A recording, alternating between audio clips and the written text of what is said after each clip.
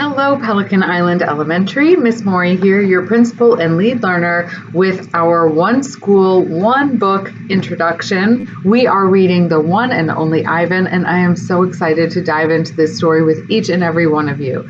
As promised, I am going to read the beginning of the book, and then moving forward every couple of days, you'll see additional chapters and sections on our Facebook page. So follow along with us so we can talk about it, read about it, and share a love of learning together.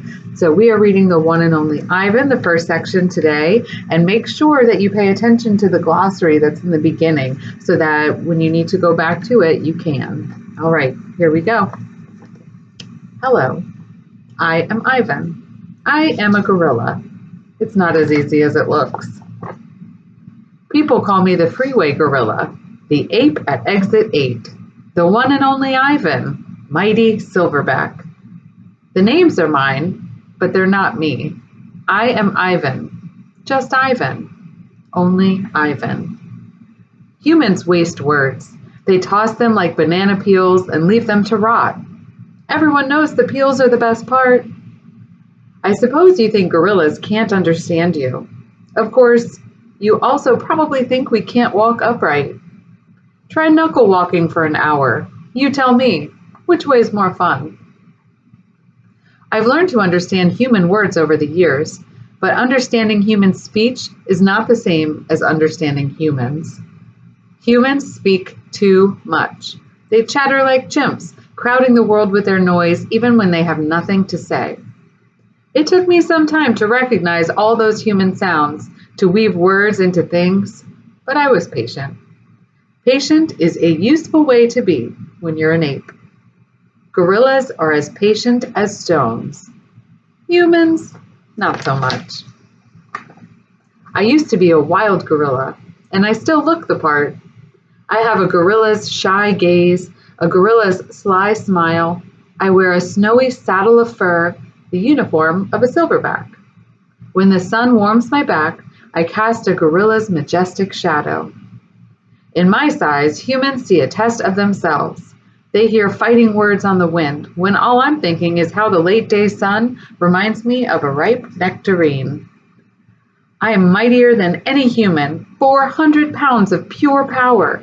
My body looks made for battle. My arms, outstretched, span taller than the tallest human. My family tree spreads wide as well. I am a great ape, and you are a great ape, and so are chimpanzees and orangutans and bonobos, all of us distant and distrustful cousins. I know this is troubling. I too find it hard to believe there is a connection across time and space, linking me to a race of ill-mannered clowns. Chimps. There's no excuse for them. The Exit 8 Big Top Mall and Video Arcade. I live in a human habitat called the Exit 8 Big Top Mall and Video Arcade.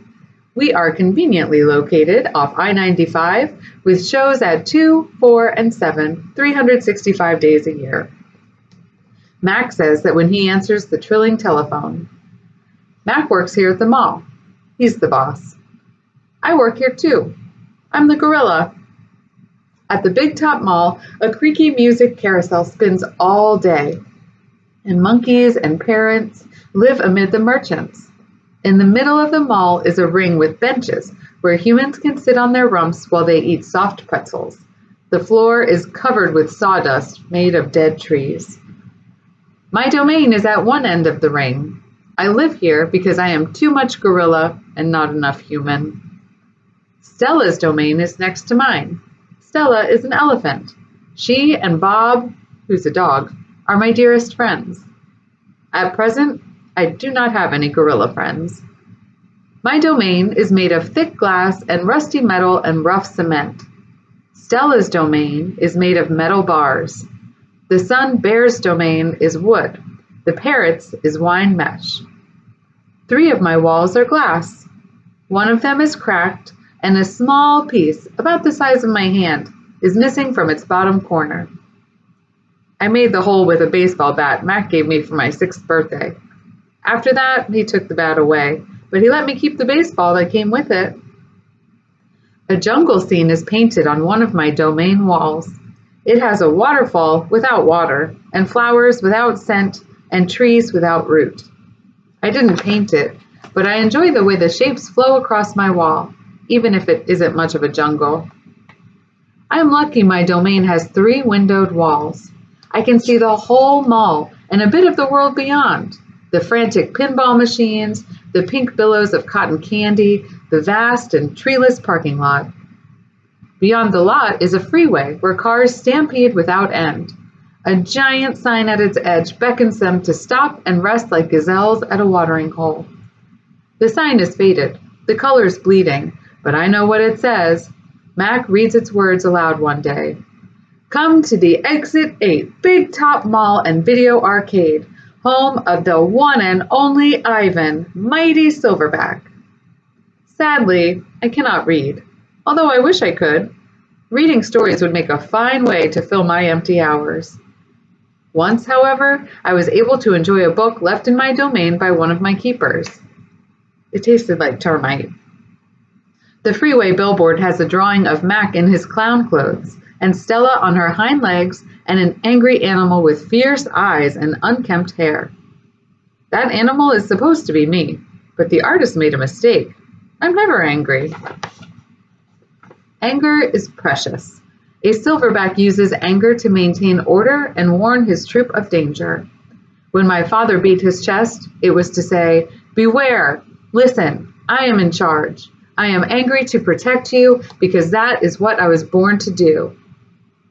Here in my domain, there's no one to protect. The littlest big top on earth. My neighbors here at the Big Top Mall know many tricks. They're an educated lot, more accomplished than I am. One of my neighbors plays baseball, although she's a chicken. Another drives a fire truck, although he's a rabbit. I used to have a neighbor, a sleek and thoughtful seal who could balance a ball on her nose from dawn till dusk. Her voice was like the throaty bark of a dog chained outside on a cold night. Children wished on pennies and tossed them into her plastic pool. They glowed on the bottom like flat copper stones. The seal was hungry one day, or bored perhaps, so she ate 100 pennies. Mac said she'd be fine. He was mistaken. Mac calls our show the littlest big top on earth. Every day at 2, 4, and 7, humans fan themselves, drink sodas, applaud, babies wail. Mac, dressed like a clown, pedals a tiny bike. A dog named Snickers rides on Stella's back. Stella sits on a stool. It is a very sturdy stool. I don't do any tricks. Mac says it's enough for me to be me. Stella told me that some circuses move from town to town. They have humans who dangle on ropes twining from the tops of tents. They have grumbling lions with gleaming teeth and a snaking line of elephants, each clutching the limp tail in front of her. The elephants look far off into the distance, so they won't see the humans who want to see them. Our circus doesn't migrate. We sit where we are, like an old beast too tired to push on. After our show, humans forage through the stores. A store is where humans buy things they need to survive. At the Big Top Mall, some stores sell new things. Things like balloons and t-shirts and caps to cover the gleaming heads of humans. Some stores sell old things, things that smell dusty and damp and long forgotten. All day, I watch humans scurry from store to store. They pass their green paper, dry as old leaves and smelling of 1,000 hands, back and forth and back again. They hunt frantically, stalking, pushing, grumbling. Then they leave, clutching bags filled with things, bright things, soft things, big things. But no matter how full the bags, they always come back for more. Humans are clever indeed. They spin pink clouds you can eat. They build domains with flat waterfalls. But they are lousy hunters. Some animals live privately, unwatched, but that is not my life. My life is flashing lights and pointing fingers and uninvited visitors. Inches away, humans flatten their little hands against the wall of glass that separates us. The glass says, "You are this and we are that, and that is how it will always be." Humans leave their fingerprints behind, sticky with candy, slick with sweat. Each night, a weary man comes to wipe them away. Sometimes I press my nose against the glass. My nose print, like your fingerprint, is the first and last and only one. The man wipes the glass, and then I'm gone. Here in my domain, I do not have much to do. You can only throw so many meatballs at humans before you get bored. A meatball is made by rolling up dung until it's the size of a small apple, then letting it dry. I always keep a few on hand. For some reason, my visitors never seem to carry any. In my domain, I have a tire swing, a baseball, a tiny plastic pool filled with dirty water, and even an old TV. I have a stuffed toy gorilla, too. Julia, the daughter of the weary man who cleans the mall each night, gave it to me. The gorilla has empty eyes and floppy limbs, but I sleep with it every night. I call it Not Tag. Tag was my twin sister's name. Julia is 10 years old. She has hair like black glass and a wide, half-moon smile. She and I have a lot in common. We are both great apes, and we are both artists. It was Julia who gave me my first crayon, a stubby blue one, slipped through the broken spot in my glass along with a folded piece of paper. I knew what to do with it. I'd watched Julia draw.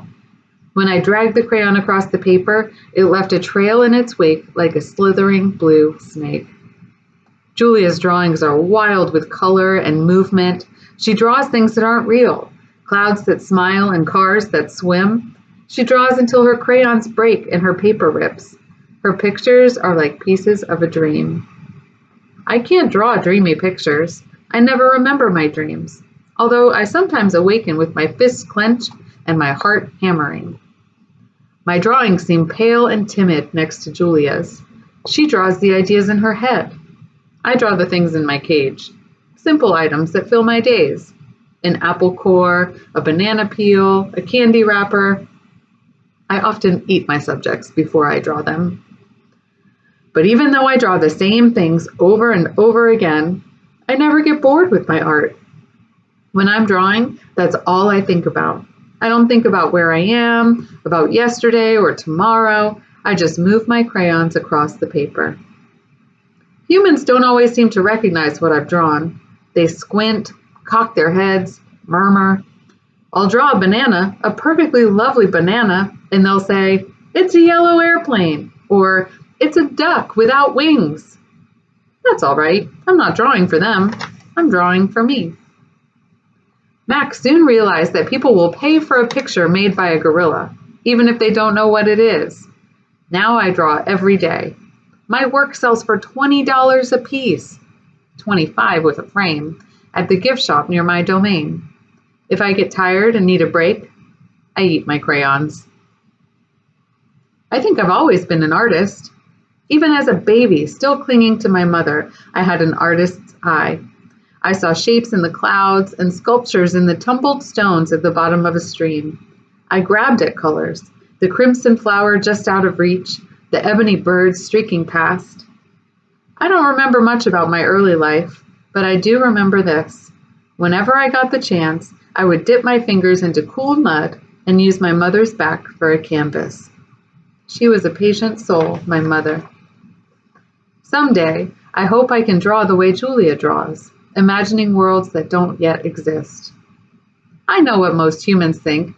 They think gorillas don't have imaginations. They think we don't remember our pasts or ponder our futures. Come to think of it, I suppose they have a point. Mostly, I think about what is, not what could be. I've learned not to get my hopes up. We are going to stop there for today. I hope you enjoyed it, and stay tuned on Facebook so you can continue following along with our story, The One and Only Ivan. Have a great night.